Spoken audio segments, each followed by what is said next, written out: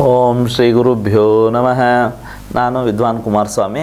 ಎಲ್ಲ ವೀಕ್ಷಕ ಪ್ರಭುಗಳಿಗೆ ನಮಸ್ಕಾರಗಳು. ಈ ದಿನ ಕಾರ್ಯಕ್ರಮ ವಿಶೇಷತೆ, ಮಕ್ಕಳು ಜನಿಸಿದ ನಂತರ ಯಾವ ರೀತಿ ಪ್ರಿಕಾಷನರಿ ತಗೋಬೇಕು. ಎಲ್ಲ ನನ್ನ ವೀಕ್ಷಕ ಪ್ರಭುಗಳಿಗೆ ನಾವು ಶ್ರೀ ಹರಿಹರ ವೇದ ಬ್ರಹ್ಮ ಗುರುಕುಲ ವತಿಯಿಂದ ಕುಮಾರಸ್ವಾಮಿ ವಿದ್ವಾನ್ MA ಆಚಾರ್ಯ ನಿಮ್ಮ ಯಾವುದೇ ಸಮಸ್ಯೆಗಳಿಗೆ, ನಿಮ್ಮ ಯಾವುದೇ ಕುಂದುಕೊರತೆಗಳಿಗೆ, ಜ್ಯೋತಿಷ್ಯ ಸಂಬಂಧಪಟ್ಟ ಯಾವುದೇ ಮಾಹಿತಿಗಾಗಿ ನಮ್ಮ ಸ್ಕ್ರೀನ್ ಮೇಲೆ ಬರ್ತಿರೋ ನಂಬರ್ಗಳನ್ನು ಸಂಪರ್ಕಿಸಿ ಮತ್ತು ಯೂಟ್ಯೂಬ್, ಫೇಸ್ಬುಕ್, ಇನ್ಸ್ಟಾಗ್ರಾಮ್ ಇವುಗಳನ್ನು ಸಬ್ಸ್ಕ್ರೈಬ್ ಮಾಡಿಕೊಂಡು ನಾವು ಕೊಡಂಥ ಈ ಸಂಸ್ಥೆ ವತಿಯಿಂದ ನಿಮಗೆ ನೀಡ್ತಾ ಇರುವ ವಿಡಿಯೋಗಳನ್ನು ಮೊದಲಿಗೆ ನೋಡಲು ಸಬ್ಸ್ಕ್ರೈಬ್ ಮಾಡ್ಕೊಳ್ಳಿ, ಲೈಕ್ ಮಾಡಿ, ಇನ್ನೂ ಶೇರ್ ಮಾಡಿ. ಇನ್ನೂ ಹೆಚ್ಚಿನ ಮಾಹಿತಿಗಾಗಿ ತುಂಬ ನಿಮಗೆ ಅನುಕೂಲ ಆಗುತ್ತದೆ. ಮಕ್ಕಳು ಹುಟ್ಟತ್ತಿಗೆ ಯಾವ ದೋಷ ಇದೆ, ಏನು ಸಮಸ್ಯೆ ಇದೆ, ಟೆನ್ಷನ್ ಬೇಡ. ಮೊದಲು ಮಗು ನಮಗೆ ದೇವರು ಕೊಟ್ಟ ವರ, ಅದನ್ನು ಫಸ್ಟ್ ಖುಷಿ ಪಡಬೇಕು, ಸಂಭ್ರಮಿಸ್ಬೇಕು. ಮೊದಲು ಸಂಭ್ರಮ ಪಡಬೇಕು, ನಾವು ಖುಷಿ ಪಡಬೇಕು. ಖುಷಿ ಪಡೋದು ಬಿಟ್ಟು ನಾವು ಮೊದಲು ಏನು ಯಾವ ಸಮಸ್ಯೆಯಲ್ಲಿ ಹುಟ್ಟಿದೆ, ಯಾವ ನಕ್ಷತ್ರದಲ್ಲಿ ಹುಟ್ಟಿದೆ, ಯಾವ ದೋಷದಲ್ಲಿ ಹುಟ್ಟಿದೆ ಅನ್ನೋದೇ ಒಂದು ಭಯ ಆಗಿಬಿಟ್ಟಿದೆ. ಫಸ್ಟ್ ದೇವರು ಕೊಟ್ಟ ವರನ ನೀವು ಸಂಭ್ರಮ ಮಾಡಬೇಕು. ಫಸ್ಟ್ ಸಂಭ್ರಮಿಸಿ ಅದಕ್ಕೆ ಮತ್ತು ಆಮೇಲೆ ಒಂದೊಂದಾಗಿ ತಿಳ್ಕೊತ ಹೋಗ್ಬೇಕು. ನಾವು ಫಸ್ಟ್ ಖುಷಿ ಪಡಬೇಕು, ದೇವರು ವರ ಕೊಟ್ಟಿದ್ದಾನೆ ಅಂತ.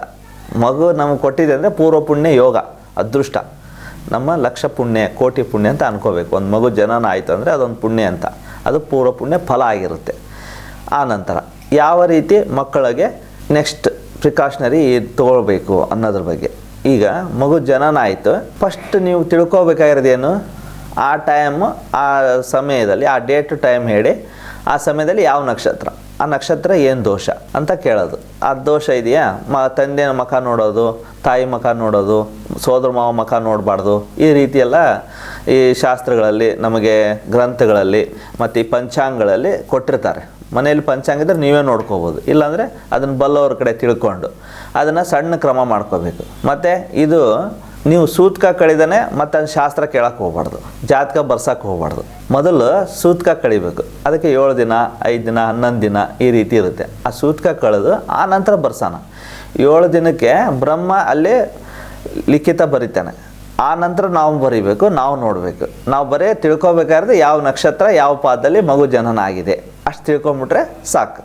ಅಷ್ಟು ತಿಳ್ಕೊಂಡು ನಿಮಗೆ ಸೂತ್ಕ ಮನೆಗೆ ಬಂದು, ಹಾಸ್ಪಿಟ್ಲಲ್ಲಿ ಡೆಲಿವರಿ ಆದರೆ ಮನೆಗೆ ಬಂದು ಆ ಸೂತ್ಕ ಎಲ್ಲ ಕಳ್ಕೊಂಡು ಆ ನಂತರ ಎಲೆ ಅಡಿಕೆ, ಬಾಳೆಹಣ್ಣು, ತಾಂಬೂಲ ಸಮೇತವಾಗಿ ಗುರುಗಳನ್ನ ಭೇಟಿಯಾಗಿ ಅದ್ರ ಬಗ್ಗೆ ಮಾಹಿತಿ ತಿಳ್ಕೊಳ್ಳೋಂಥದ್ದು. ಆ ನಂತರ ಅವ್ರಿಗೆ ಯಾವ ಅಕ್ಷರದಲ್ಲಿ ಯಾವ ಹೆಸರು ಇಡಬೇಕು ಅನ್ನೋದು ಸ್ಟಾರ್ಟ್ ಆಯಿತು. ಇಲ್ಲಿ ಇದು ಸ್ಟಾರ್ಟ್ ಆಗುತ್ತೆ, ಸಮಸ್ಯೆನೂ ಸ್ಟಾರ್ಟ್ ಆಗುತ್ತೆ. ಆ ಹೆಸರು ಇಡೋಣ, ಈ ಹೆಸರು ಇಡೋಣ, ಹಂಗಿಡೋಣ, ಹಿಂಗಿಡೋಣ. ಆದರೆ ದೇವರು ನಮಗೆ ಆ ದಿನ, ಆ ಸಮಯಕ್ಕೆ ಒಂದು ನಕ್ಷತ್ರ ಅಂತಿದೆ. ಆ ನಕ್ಷತ್ರಕ್ಕೆ 4 ಪಾದ ಇದೆ. 4 ಪಾದಕ್ಕೆ ಒಂದೊಂದು ಹೆಸರು ಇದೆ.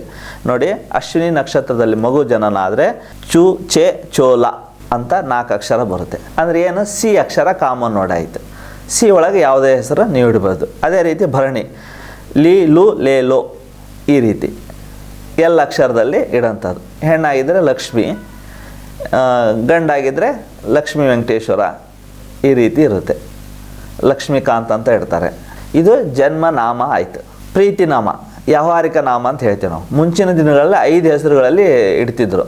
ಜನ್ಮ ನಾಮ, ಪ್ರೀತಿ ನಾಮ, ವ್ಯಾವಹಾರಿಕ ನಾಮ, ಮತ್ತು ಅವರ ಮನೆ ದೇವ್ರ ಹೆಸರು, ಮತ್ತು ಅವರ ಹಿರಿಯರು, ಅಜ್ಜ ಅಮ್ಮನ ಹೆಸರು, ಈ ರೀತಿ ಇಟ್ಟು 5 ಹೆಸರಿಂದ ಆ ಮಗುನ ಕರೀತಾರೆ. ಅದು ಎಲ್ಲರಿಗೂ ಗೊತ್ತಿರೋ ಸಂಪ್ರದಾಯ. ಕಿವಿಯಲ್ಲಿ ಮಗು ಹೆಸರು ಹೇಳುವಾಗ 5 ಹೆಸರನ್ನ ಕರಿಬೇಕು ಅಂತ ಇದೆ ಸ್ಟಾರ್ಟಿಂಗಲ್ಲಿ ಕಾರ್ಯಕ್ರಮದಲ್ಲಿ.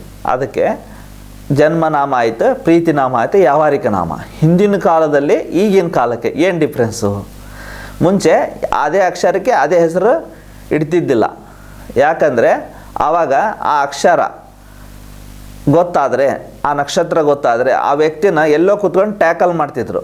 ಅಂಥ ಋಷಿ ಮುನಿಗಳು, ಶಕ್ತಿವಂತರು, ಮತ್ತು ಅದನ್ನು ನೆಗೆಟಿವ್ ಮಾಡೋಂಥರು ಇದ್ದರು. ಅಂಥ ತಪಸ್ವಿಗಳು ಇದ್ದರು. ಆವಾಗ ಅವರು ಮಾಟ ಮೋಡಿ ಮಾಡಿ ಅವ್ರನ್ನ ಅಲ್ಲಿ ಬಂಧನ ಮಾಡಿದ್ರು. ರಾಜರ ಕಾಲದಲ್ಲಿ ಇತ್ತಿದ್ದು. ಈಗ ಇವರು ರಾಜರ ಹೆಸರು ಗೊತ್ತಾದರೆ ಆ ರಾಜನ ಹೋಗಿ ಯುದ್ಧ ಆಡೋಕ್ಕಿಂತ ಮುಂಚೆನೇ ಅವ್ರನ್ನ ಸದೆ ಬಡಿತಿದ್ರು. ಅಂಥ ಶಕ್ತಿವಾನರು ಇದ್ದರು, ಶಕ್ತಿಯುತರು ರಾಜರ ಕಾಲದಲ್ಲಿ. ಆವಾಗ ಹಂಗೆ ಆಗ್ತಿತ್ತು. ಆದರೆ ಈಗಿನ ಕಾಲದಲ್ಲಿ ಅಂಥ ಶಕ್ತಿವಾನರು, ಅಂಥ ಶಕ್ತಿಯುತರು ಇಲ್ಲ. ಅವಾಗೆಲ್ಲ 500 600 800 ವರ್ಷ ಬದುಕಿದಂದ್ರೆ ಇದ್ದರು ಉದಾಹರಣೆ. ಅವರು ಆ ಶಕ್ತಿ ಪಡ್ಕೊಂಡು ಆ ರೀತಿ ಮಾಡೋಂಥದ್ದು ಇತ್ತು, ಒಳ್ಳೆಯದು ಇತ್ತು ಕೆಟ್ಟದ್ದು ಇತ್ತು. ಅದಕ್ಕೆ ಈಗಿನ ಕಾಲದಲ್ಲಿ ಆ ರೀತಿ ಕಡಿಮೆ ಆಗಿದೆ, ತುಂಬ ಅಂದರೆ ತುಂಬ ವಿರಳ. ಆಯಿತಾ?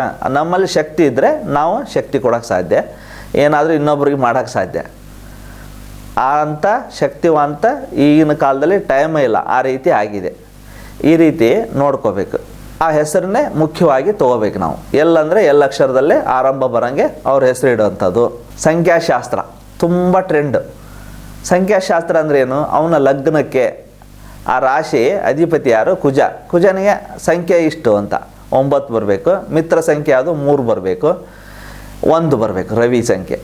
ಅದು ಬಿಟ್ಟು ಶತ್ರು ಸಂಖ್ಯೆ ಬರಬಾರ್ದು ಅಂತ ಆ ರೀತಿ ಒಂದು ಕ್ಯಾಲ್ಕುಲೇಷನ್ ಮಾಡ್ತಾಯಿದ್ದಾರೆ. ಮತ್ತು ಈಗ ಹೆಸರಿಗೆ ಮೀನಿಂಗ್ ಹುಡುಕ್ತಾ ಇದ್ದಾರೆ. ಈಗೆಲ್ಲ ದೇವ್ರ ಹೆಸರು ಇಡ್ತಿದ್ವಿ, ಅದು ಆಗ್ತಿತ್ತು. ದೇವ್ರ ಹೆಸರು ಇಡಬೇಕಾ ಇಡಬಾರ್ದ, ಇದು ಗೊಂದಲ ಇದೆ ಜನಗಳಿಗೆ. ಇದನ್ನು ನಾವು ಮುಖ್ಯವಾಗಿ ತಿಳ್ಕೊಬೇಕು. ದೇವ್ರ ಹೆಸರು ಇಡ್ತಾರೆ, ಮಂಜುನಾಥ ಅಂತ ಇಡ್ತಾರೆ, ಆದರೆ ಕರೆಯೋದೇನು ಏ ಮಂಜಾ ಬಾಯಿಲೆ ಅನ್ನೋದು. ಇದಕ್ಕೆ ದೇವ್ರ ಹೆಸರು ಇಡಬಾರ್ದು ಅನ್ನೋದಕ್ಕೆ ಈಗ ಉದಾಹರಣೆ. ಈಗ ನಾವು ಜ್ಞಾನೋದಯ ಮತ್ತು ಕಾಲ ತಕ್ಕಂಗೆ ನಾವು ಬದಲಾಗ್ತಾ ಹೋಗ್ತಾ ಇದ್ದೀವಿ. ಮುಂಚೆ ಇಡ್ತಿದ್ರು, ಆವಾಗ ಹಂಗೆ ಕರಿತಿದ್ರು. ಈಗೇನಾಗಿದೆ, ಶಾರ್ಟ್ಕಟ್ ಏ ಮಂಜು ಏ ಮಂಜ ಬಾಯಿಲೆ ಅನ್ನೋದು.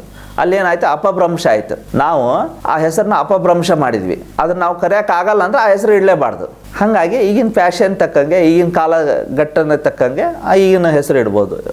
ಈಗೆಲ್ಲ ನಾವು ಎಲ್ಲಿ ಹೋಗಲೇಬೇಕಾಗಿಲ್ಲ, ಗೂಗಲ್ ಹೊಡೆದ್ಬಿಟ್ರೆ ಅವ್ರಿಗೆ ಈ ಹೆಸರು, ಈ ಅಕ್ಷರ ಹೆಸರು ಅಂದರೆ 100 ಹೆಸರು ಲೀಸ್ಟ್ ಕೊಡುತ್ತೆ ನಿಮಗೆ. ಆ 100 ಹೆಸರಲ್ಲಿ ನೀವೇ ಸೆಲೆಕ್ಟೆಡ್ ಮಾಡಿ. ಮತ್ತು ನ್ಯೂಮರಾಲಜಿ ಸೆಲೆಕ್ಷನ್ ಒಂದು 5-6 ಹೆಸರು ಸೆಲೆಕ್ಷನ್ ಮಾಡಿ, ಈ ಸಂಖ್ಯೆ ಇವ್ನಿಗಾಗಿ ಬರುತ್ತಾ ಆ ಹೆಸರಿಗೆ ನೋಡಿ ಫೈನಲ್ ಮಾಡ್ಬೋದು. ಇಲ್ಲಿ ಬದಲಾವಣೆ ಮತ್ತೆ ಮಾಡೋಕ್ಕಾಗಲ್ಲ. ಒಮ್ಮೆ ನಾಮಕರಣ ಮತ್ತು ಸರ್ಟಿಫಿಕೇಟಲ್ಲಿ ಎರಡು ಆತಂದರೆ ಅದು ಫಿಕ್ಸ್ ಆಗಿರುತ್ತೆ. ಅವನಿಗೆ ಕೊನೆ ಜೀವನ ಪರ್ಯಂತ ಅದೇ ಹೆಸರಾಗುತ್ತೆ. ಹೆಸರು ಅಂದರೇನು? ಆ ಹೆಸರಿಂದ ಏನು ಪರಿಣಾಮ ಗುರುಗಳೇ? ಇದೇ ಹೆಸರು ಇಡ್ಬೇಕನ್ನೋದು ಏನು ಕಾರಣ ಏನು ಅಂತ ಕೇಳೋಂಥವ್ರು ಜಾಸ್ತಿ ಜನ. ಹೆಸರು ಅಂದರೆ ಆ ವ್ಯಕ್ತಿ ವೈಬ್ರೇಷನ್ ಅಂತ. ಈಗ ಒಬ್ಬ ವ್ಯಕ್ತಿ ಮಲ್ಕೊಂಡಿರ್ತಾನೆ, ಅವನು ಆ ಹೆಸರು ಕೂಗಿದಾಗ ಅವನು ಇಡೀ ನರನಾಡಿಗಳು ಆ್ಯಕ್ಟಿವ್ ಆಗ್ತಾವೆ. ಅವ್ನು ಮಲ್ಕೊಂಡವನಂದರೆ ಎದ್ದು ಕೂತ್ಕೊತಾನೆ ಅವನು ಆ ಹೆಸರು ಕೂಗಿದಾಗ.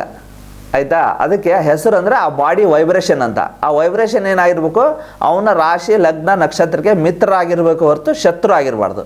ಇದನ್ನು ಎಲ್ಲ ಕೂಲಂಕುಷವಾಗಿ ಮುಂಚೆನೇ, ಈಗೆಲ್ಲ ಮುಂಚೆನೇ ಅಡ್ವಾನ್ಸ್ಡ್ ಆಗಿದೆ, ಸರಿನಾ? ಈಗ ಅಡ್ವಾನ್ಸ್ಡ್ ಯಾವ ಮಟ್ಟಿಗೆ ಹೋಗಿದೆ ಅಂದರೆ ಡೆಲಿವರಿ ಟೈಮ್ ಸಹಿತ ಅಡ್ವಾನ್ಸ್ ತೊಗೊತಾ ಇದ್ದಾರೆ. ಇದೇ ಸಮಯಕ್ಕೆ ಡೆಲಿವರಿ ಮಾಡಿಸೋಣ ಅಂತ ಕಾಲ ಆಗಿದೆ. ಮತ್ತು ಇಷ್ಟು ಮುಂದುವರೆದಾಗ ಅದು ನಾವು ಅಂದ್ಕೊಂಡಿರ್ತೇವೆ ಇದೇ ಟೈಮ್ ಡೆಲಿವರಿ ಮಾಡಿಸಿದ್ದೀರಿ ಅಂತ. ಆದರೆ ವೈದ್ಯೋ ನಾರಾಯಣ ಹರಿ, ಅವನಿಗೆ ಯಾವಾಗ ಚಿತ್ತ ಬಂದಿದೆ ಆ ಟೈಮಿಗೆ ಅವನು ಆಪರೇಷನ್ ಮಾಡಿರ್ತಾರೆ, ಅವರೇ ದೇವರಾಗಿರ್ತಾರೆ ಅಲ್ಲಿ.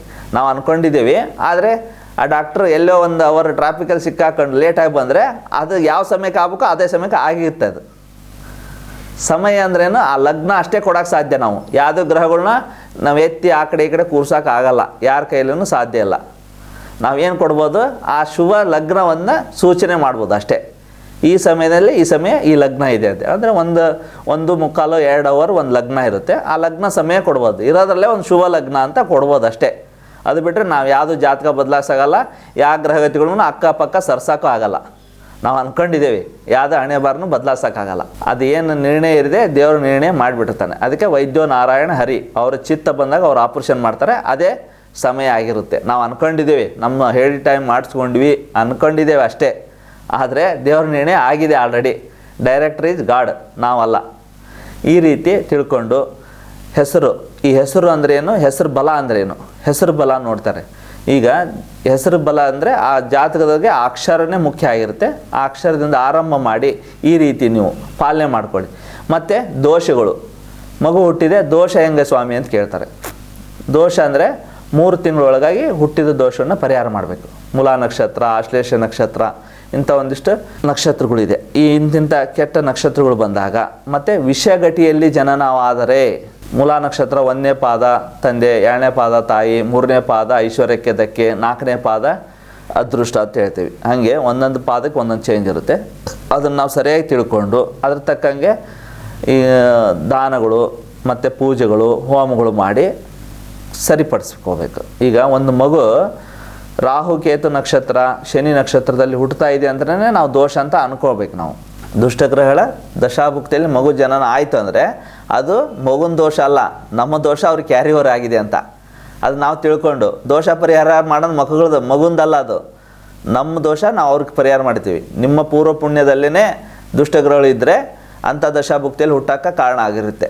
ಅದು ಮುಂಚೆನೇ ತಿಳ್ಕೊಂಡಿರ್ಬೇಕು. ಇಲ್ಲ ಅಂದರೆ ಆ ನಂತರ ಆದರೂ ತಿಳ್ಕೊಂಡು ಅದಕ್ಕೆ ಸರಿಯಾದ ಪರಿಹಾರ ಮಾಡ್ಕೊಂಡಿದ್ದೆ ಆದರೆ ಅದರಿಂದ ಆಚೆ ಬರ್ಬೋದು. ಆ ಸಮಸ್ಯೆಯಿಂದ ಸ್ವಲ್ಪ ಕ್ಷಮನ ಆಗುತ್ತೆ ಅಂತ, ಸಮಸ್ಯೆಗಳಲ್ಲಿ ಕ್ಷಮನಗಳು ಆಗ್ತವೆ ಅಂತ. ಅದನ್ನು ಮಾಡಿಕೊಂಡು ಪೂಜೆ ಪರಿಹಾರ ಮಾಡ್ಕೊಳ್ಳಿ. ಮತ್ತು ಏನೇ ಈ ಹೆಸರು ಮಾಹಿತಿ ಇನ್ನೊಂದು ನಿಮಗೆ ತತ್ಕ್ಷಣ ನೀವು ಹಾಸ್ಪಿಟ್ಲಲ್ಲಿ ಇರ್ತೀರಿ, ಎಲ್ಲೋ ಬೇರೆ ಜಾಗದಲ್ಲಿ ಇರ್ತೀರಿ, ಬರೋಕ್ಕಾಗಲ್ಲ, ಸೂತ್ಕ ಇರುತ್ತೆ, ಮನೆಯಿಂದ ಹೊರಗೆ ಬರಲ್ಲ, ಸೂತ್ಕ ಕಳೆಯೋವರೆಗೂ, ಇವೆಲ್ಲದಕ್ಕೂ ಹೇಗೆ ಪರಿಹಾರ?